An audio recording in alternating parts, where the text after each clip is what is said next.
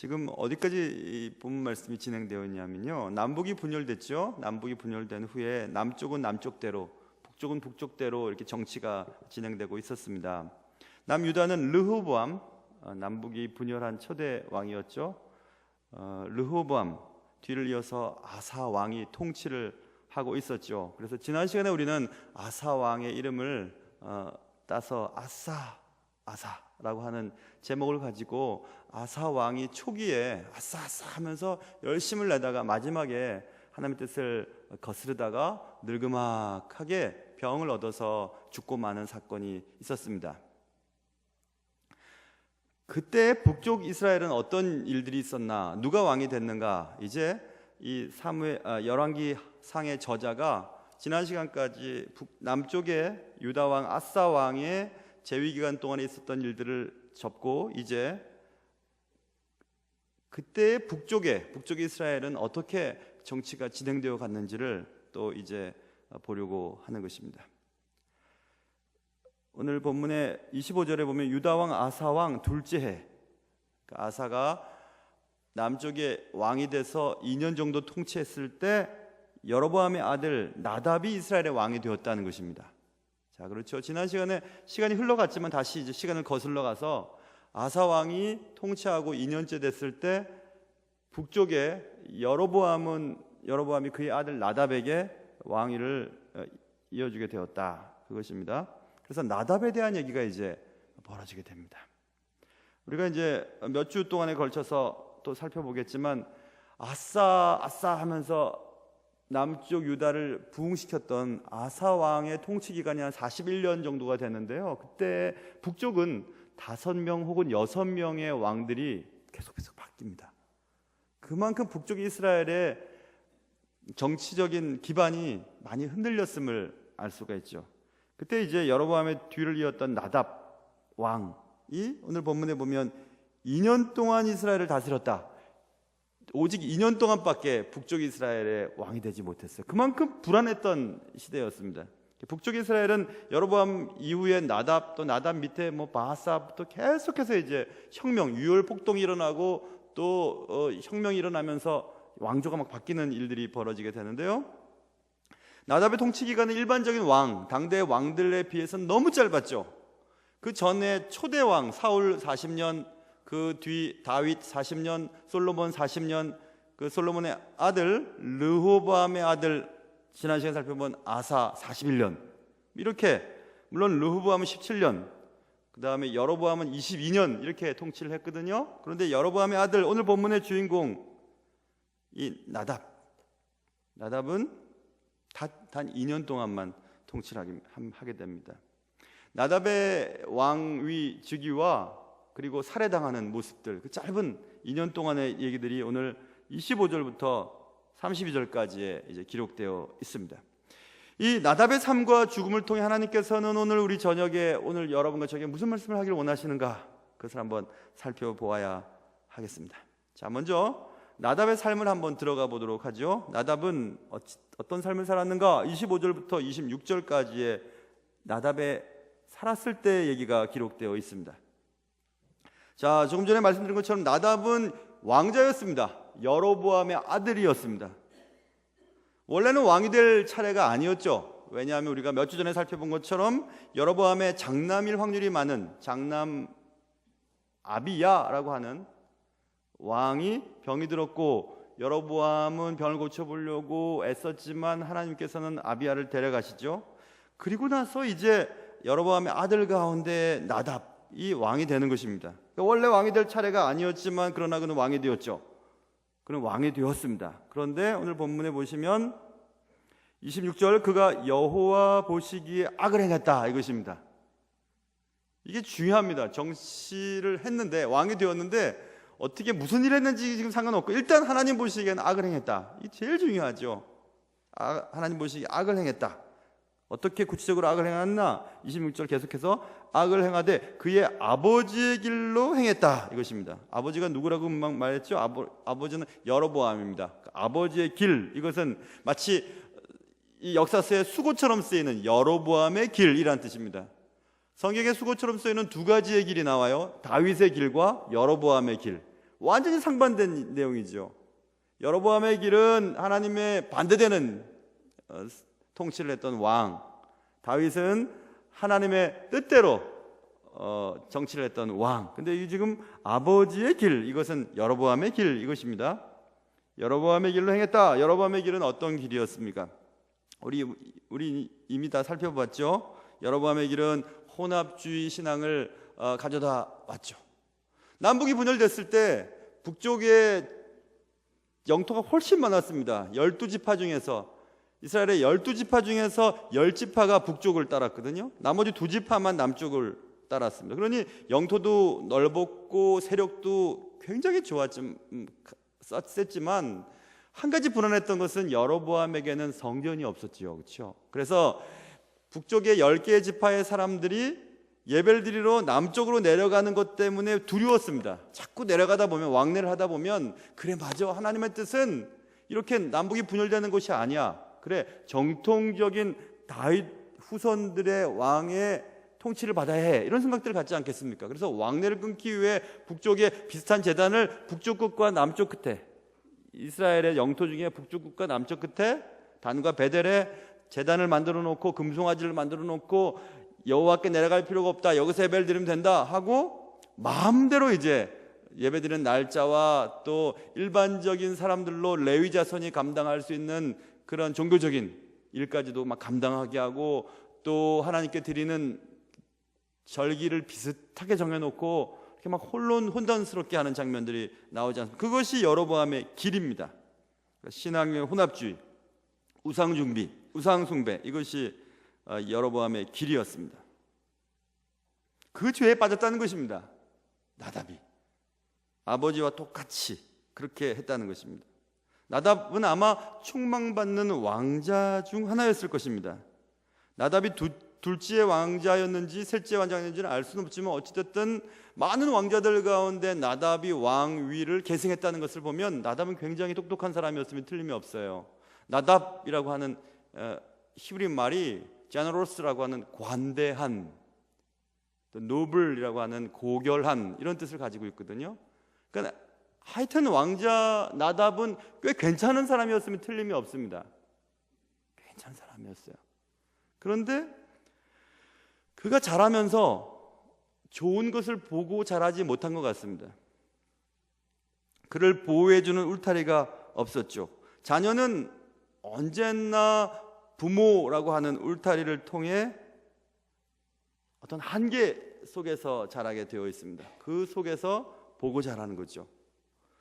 부모님 혹은 조부모님, 가까운 친지들, 또 친구 그룹들, 그와 함께하는 사람들을 통해서 자라는 거죠.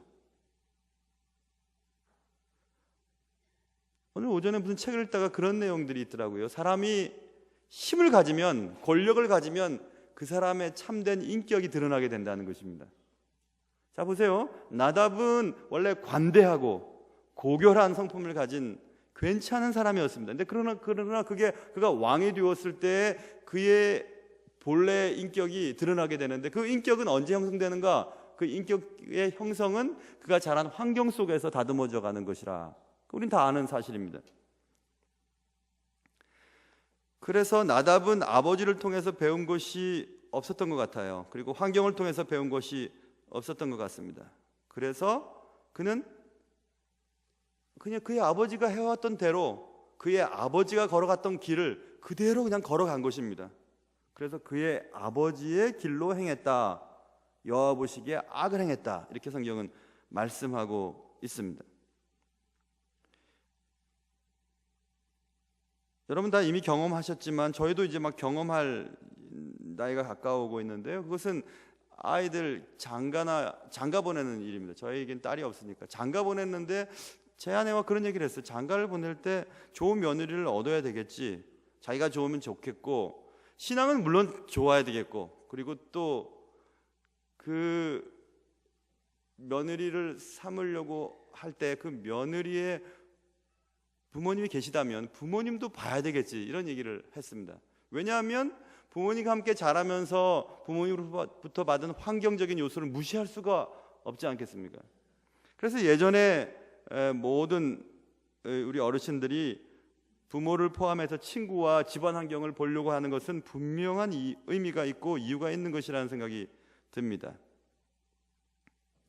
자기들만 좋으면 좋지, 물론 그거 좋지요. 그러나 그를 형성하는, 인격을 형성했던 환경과 또 가장 가까운 친구들, 그것을 보지 않을 수 없다는 것을 깨달았습니다.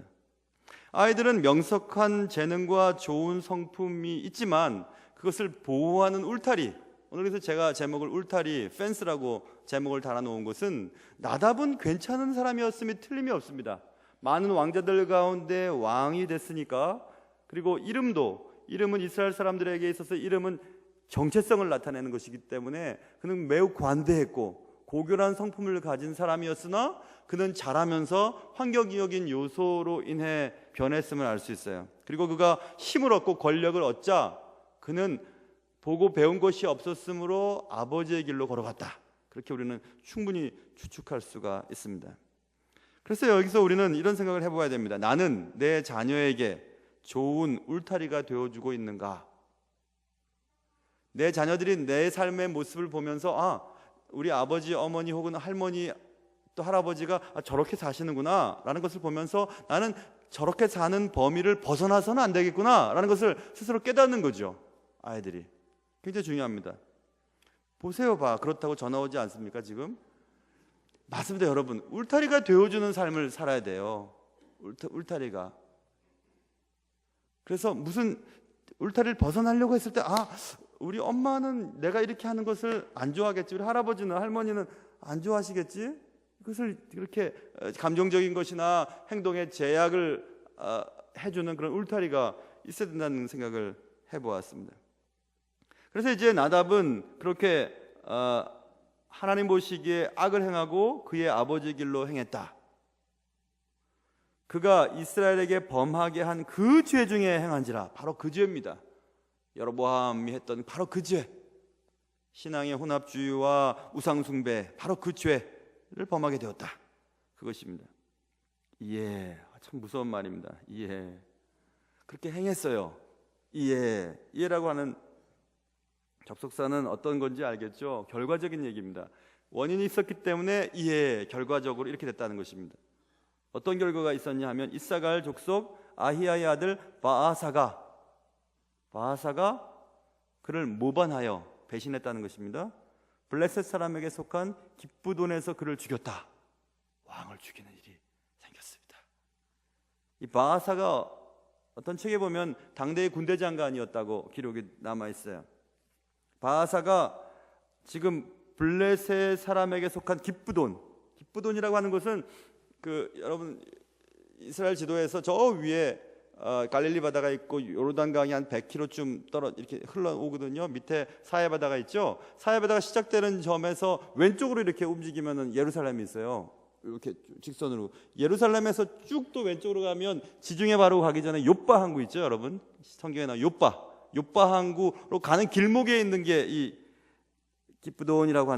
기브돈이라고 하는 지역이거든요. 이 기브돈은 그렇기 때문에 지중해 변을 차지하고 있었던 블레셋 사람들의 경계와 같은 곳이에요. 이스라엘과 블레셋 사람의 경계. 그런데 왕이 이렇게 남북이 분열되고 왕의 권력이 세지 않았을 때 그 틈을 타서 블레셋 사람들이 이 기브돈을 차지해서, 원래 기브돈은 단지역에게 주어진 지역이었으나 블레셋이 점령하고 있었던 때가 이때였습니다.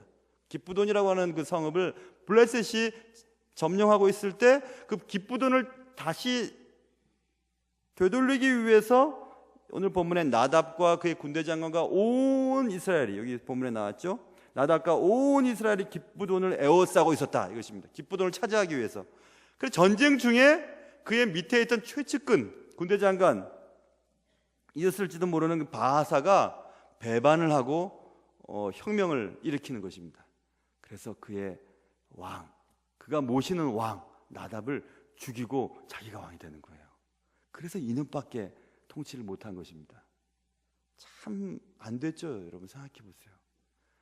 전쟁에 나가서 싸우다 죽은 것도 아니고 전쟁 중에 자기 최측근에 있는 사람들로부터 죽임을 당하게 되는 것입니다.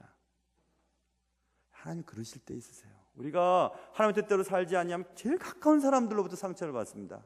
제일 가까운 사람, 제일 믿어야 될 사람, 제일 믿었던 사람으로부터 그런 아픔을 경험하게 하시는 경우들이 있으십니다. 지금 나답은 그랬습니다.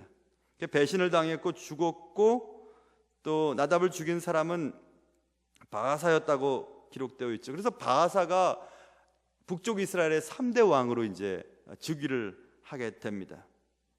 그런데 문제는 바하사가 나답만 죽인 것이 아니라, 본문에 보세요. 나답을 죽이고 왕이 됐는데 29절 여러분 한번 읽어보세요. 29절 읽어보십시오. 시작.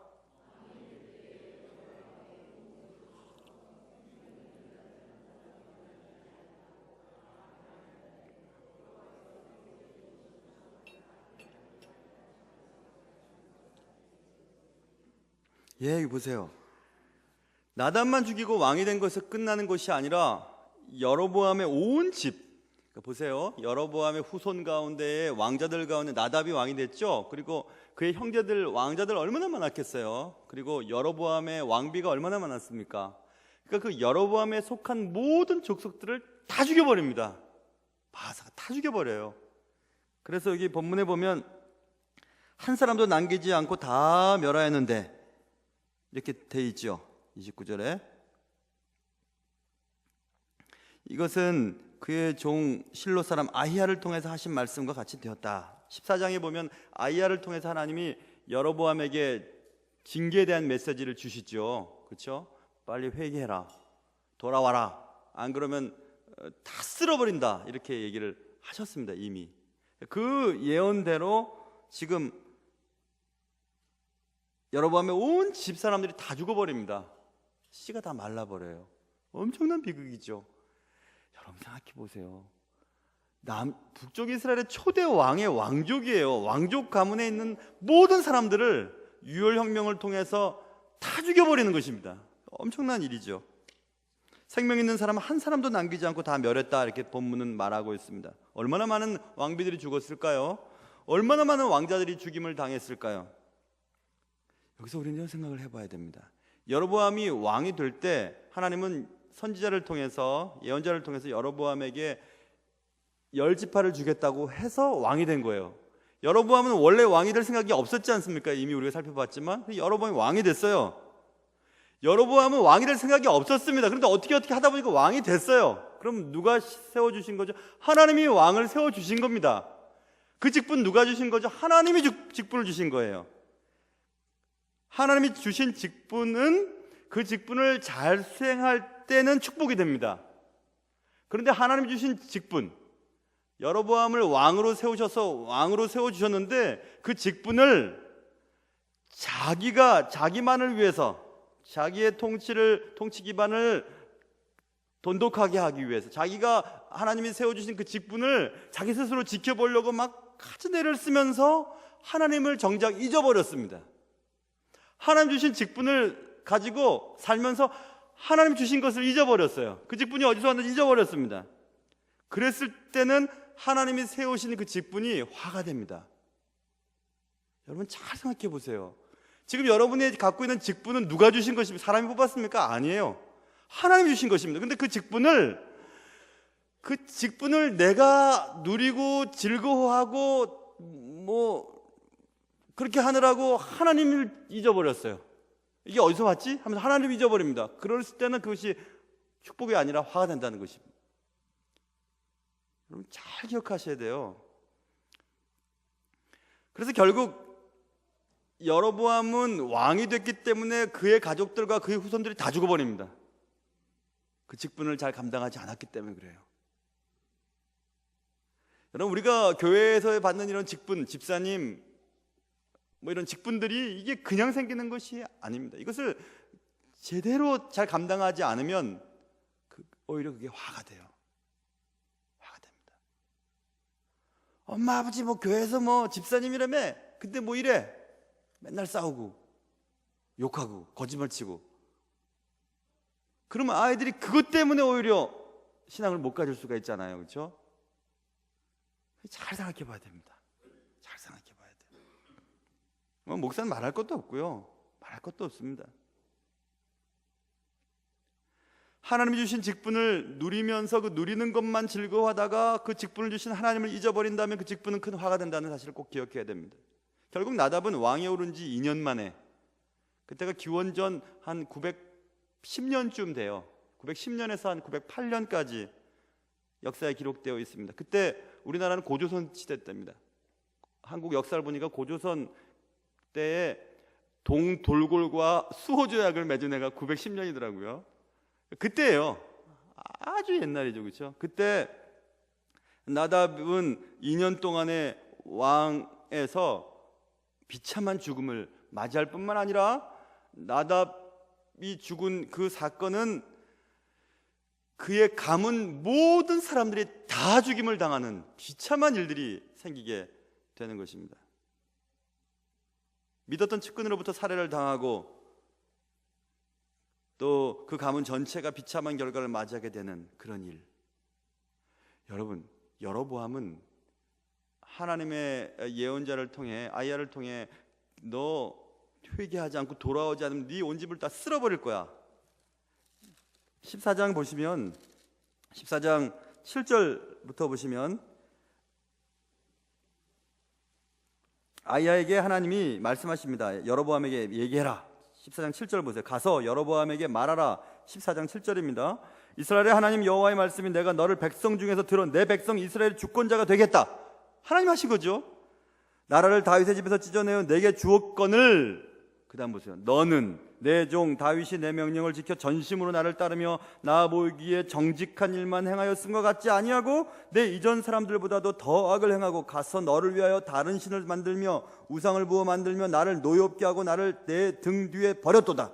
그러므로 내가 여로보암의 집에 재앙을 내려 여로보암에게 속한 사내는 이스라엘 가운데 매인자나 노인자나 다 끊어버리되 거름더미를 쓸어버린 같이 여로보암의 집을 말갛게 쓸어버릴지라. 여로보암에게 속한 자가 성읍에서 죽은즉 개가 먹고 들에서 죽은즉 공중의 새가 먹으리니 이는 여호와께서 말씀하셨음이니라 하셨다니.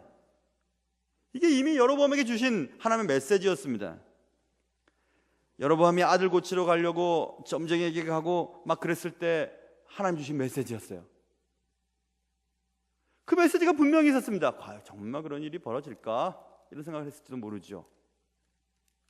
아들이 죽었음에도 불구하고 여로보암은 정신을 차리지 못했죠. 그리고 그가 죽은 후에 그의 자손들이 다 하나님의 말씀대로 다 쓸어버림 되었습니다.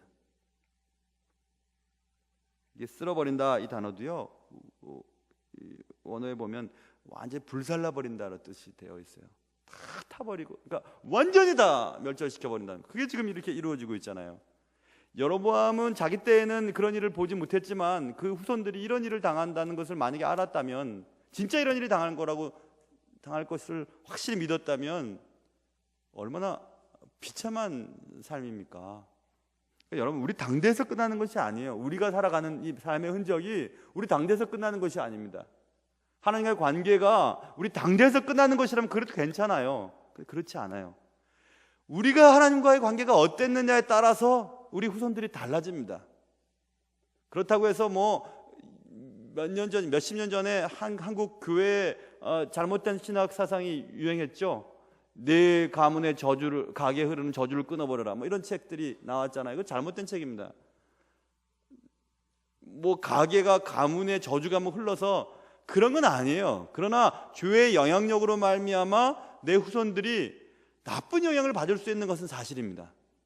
네가 죄를 지었으니까 너 후손도 내가 가만 안 둘 거야. 그게 아니에요. 그게 아니고 우리가 지은 죄에 대한 영향력을 받고 자랐기 때문에 잘 성장할 수가 없다는 얘기입니다. 그래서 아까 제가 말한 울타리를 얘기를 하는 것입니다. 여로보암이 범죄했고 또 그의 아들 나답이 또 범죄를 했죠. 똑같이 범죄를 했죠. 그러자 하나님 드디어 아히야를 통해 하신 예언의 말씀이 수행되도록 하신 것입니다. 본문에 보시면 하나님이 노여워하셨다고 말씀하고 있어요.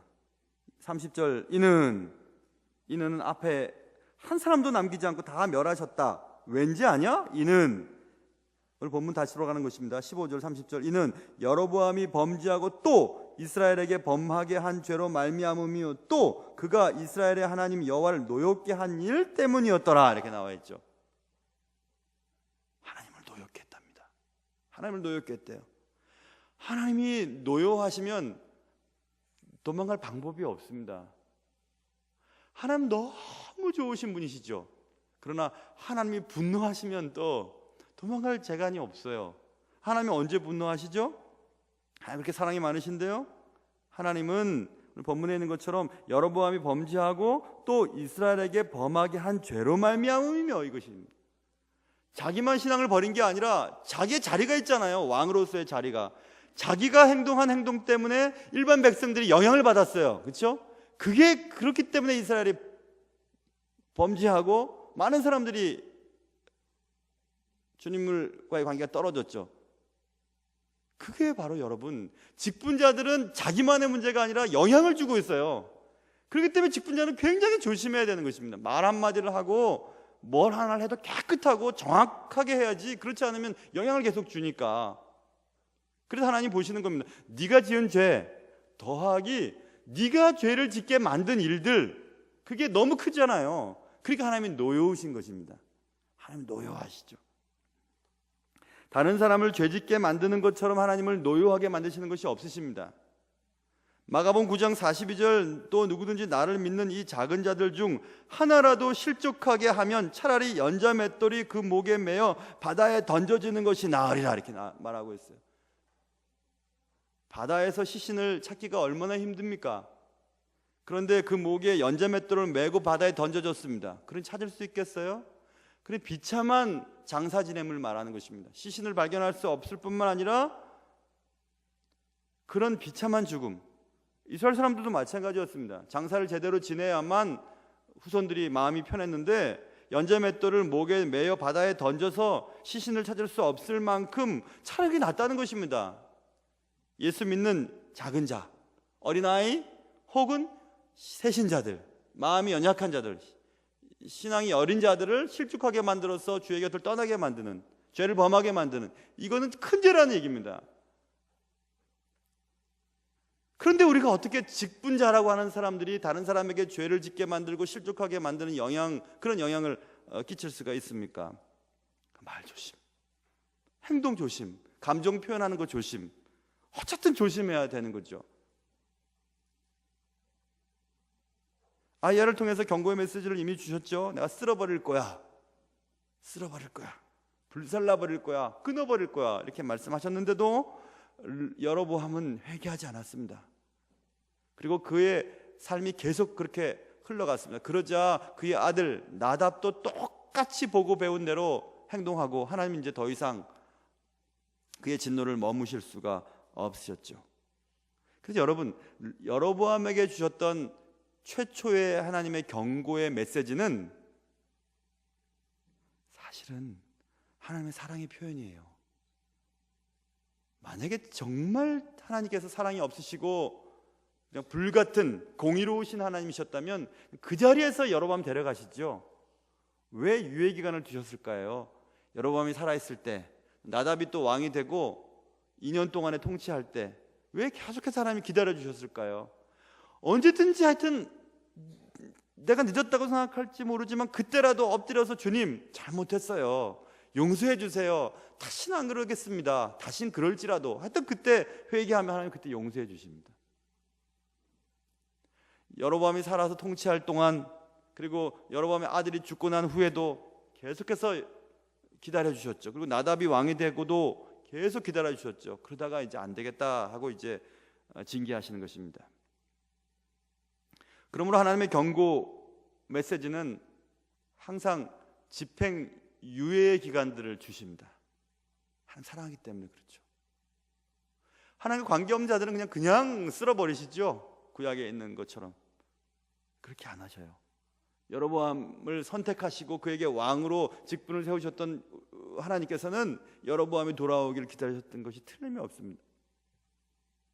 그러나 여로보암은 회개하지 않았습니다. 장남 아비야가 죽음을 당했을 때도 회개하지 않았습니다. 결국 그의 시대는 가고 나답의 때에 가서 하나님은 징벌을 받게 되죠.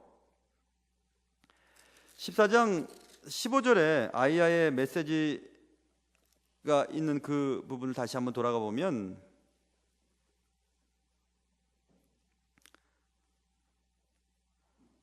(15절) 한번 보세요. 14장 15절. 여호와께서 이스라엘을 쳐서 물에서 흔들리는 갈대같이 되게 하시고 이스라엘을 그의 조상들에게 주신 이 좋은 땅에서 뽑아 그들을 강너머로 흩으시리니 그들이 아세라 상을 만들어 여호와를 진노하게 하셨습니다. 이렇게 돼 있죠. 저는 여기서 이것을 읽으면서 그런 궁금한 생각을 가졌습니다. 여기서 갈대를 뽑았다 그랬죠. 좋은 땅에서 뽑았다. 그런데 여러분 생각나지 않아요? 어떤 구절들이 하나님의 속성 가운데 어떤 구절이 떠올라야 될 텐데요. 그 떠오르는 구절은 이것입니다. 이사야서 42장 3절. 상한 갈대를 꺾지 아니하며 꺼져가는 등불을 끄지 아니하고 진실로 정의를 행할 것이며. 그리고 마태복음 12장 13절 12장 30절 보면 주님께서 지금 이사야 선지자의 예언의 말씀, 그 말씀을 또 얘기합니다. 마태복음 12장 30절 보면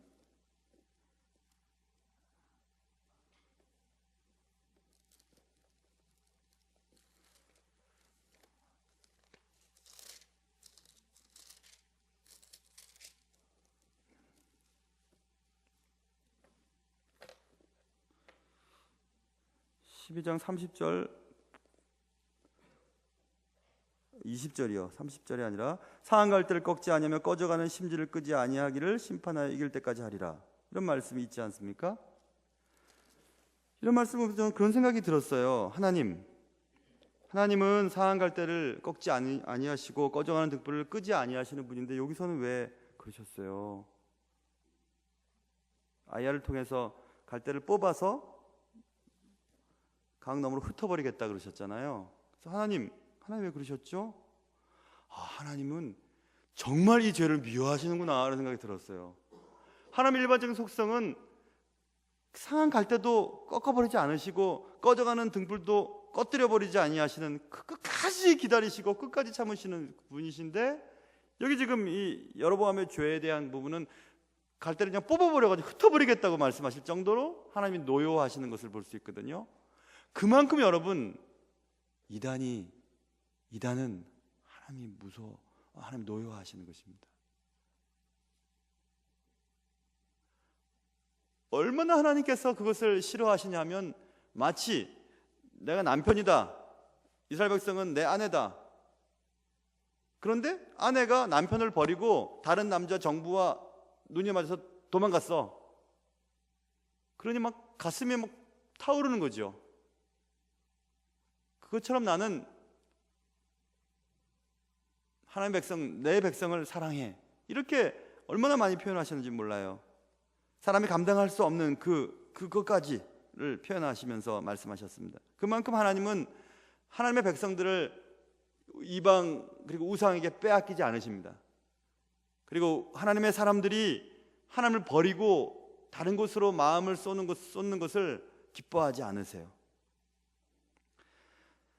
아까 그 얘기를 한번 돌아가 볼까요? 하나님 주신 직분을 누리는 게 즐거워서 그 하나님을 잊어버렸기 때문에 그 직분은 하나님께 징벌을 받는 계기가 되었고 큰 화가 되었다, 이렇게 말했죠. 거기에 많은 것을 대입시킬 수 있어요. 여러분에게 주신 부도 하나님이 주신 거죠. 근데 그 부 때문에 부를 즐기느라 하나님을 잊어버려요. 그럼 하나님은 그것 때문에 그 부가 화가 되게 하십니다. 여러분 건강도 하나님이 주시는 것입니다. 그 건강은 하나님이 주신 거예요. 뭘 잘 먹어서 그런 게 아닙니다. 하나님이 그 건강을 주셨는데 그 건강이 재밌어 갖고 건강 가지고 뭐 놀러 다니고 뭐 예배 안 드리고 뭐 여러분 잘하는 건 뭐 있습니까? 뭐 그런 거 하러 다니고 그러면서 그렇게 살면 하나님이 그것에 대해서 화가 나시는 겁니다. 노여우신 거죠.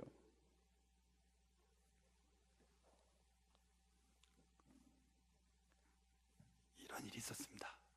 청년 때 수련회를 갔는데요.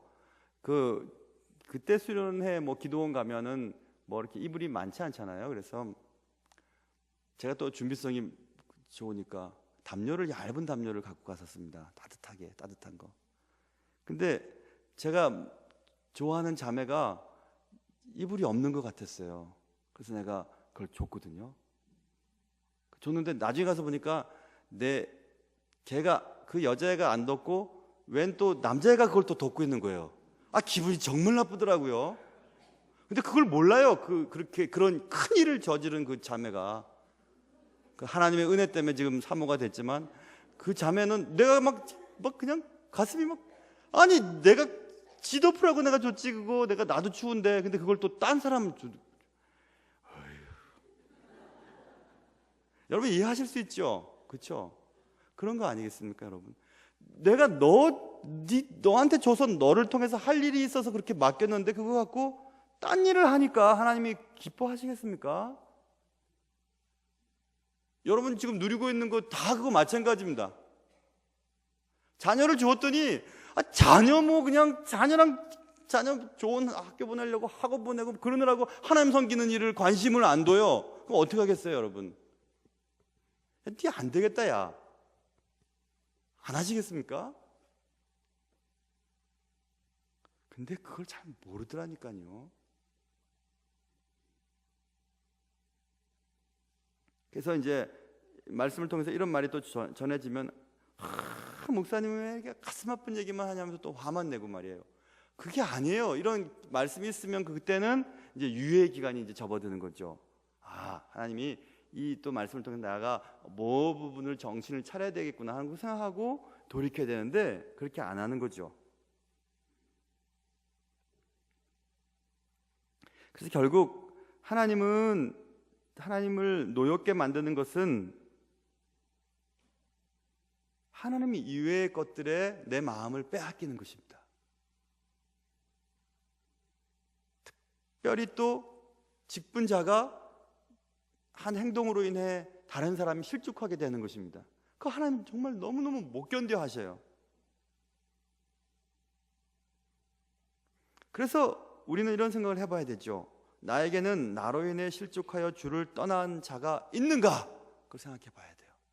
내 말과 내 행동과 나의 모습을 통해서 누군가 실족했다, 그리고 주의 곁을 떠났다. 그러면 여러분 지구 끝까지 가서라도 해결을 해야 해요. 그냥 내버려둬서는 안 됩니다.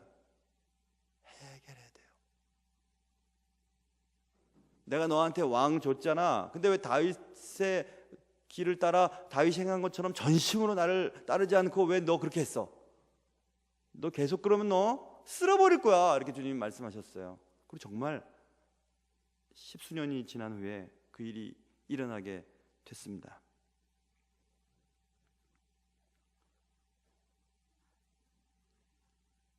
나답은 부모를 통해 배운 것이 없었습니다.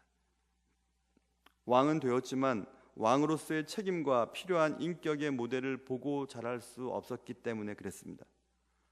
신앙의 울타리를 부모가 혹은 환경이 만들어줄 수 없었기 때문에 그랬습니다.